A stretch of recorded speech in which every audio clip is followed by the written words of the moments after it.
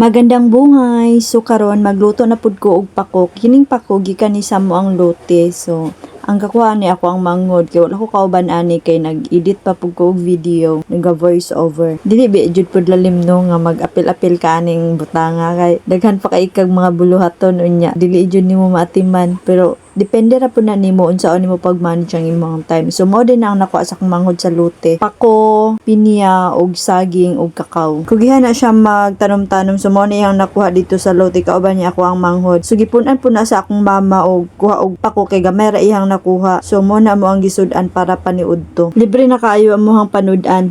Dito tilapia.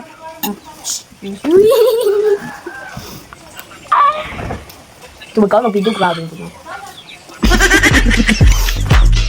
So una jud mo saway sa imuha jong pamilya pero nara nimo kung i-take to the heart jud na nimo. Pero sa kuha lingaw-lingaw ra man sa kuha at least di pera pud ko malingaw ra sad ko. Okay ra kay nako na. Kung kamo ginasaway na mo sa inyong kaila, sa inyong pamilya, padayon lang mo kung nalipay mo ana inyong gibuhat. Pero kung wala, aw nara pud na ninyo kung padayon ba mo or dili. Pero sa kuha nalingaw ra man sad pud ko. Mora pud niya ang nakakuan pud sa kuha nga malingaw ko sa akong mga gibuhat. So padayon ra jud ko sa kuang ginabuhat gyud. Bahala gingnan ko og buang sige ra ko video sige ra ko og kadalihok na ako naga-video ko pero usahay dili pud tanan nga ako pong gina-video kay napoy time nga need ta og privacy di ba.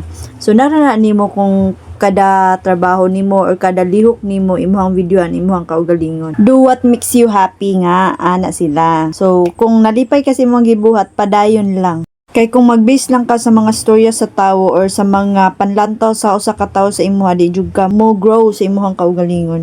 Nakoy usa ka kaila gitawagan jud ko niya para i-confirm nganong napa ko dere kay dugay-dugay naman ko dere sa amuha dan gingnan jud ko niya nga nakahuman ka unya napa ka dira kauntulog ra ka di ba sakit kayo sa ko ang buot ba nga ingnan ka og inana bitang murag nakapakaon sa imo wala manggali nga nagyoyo ako ang ginikanan nga napa ko dere. So dili ta mag-base kung unsa man ang ato ang nakita sa usa ka tawo kay wa man ta kabalo kung unsa iyang naagian. So dili tanang makita nato sa sukmed tinuod na siya.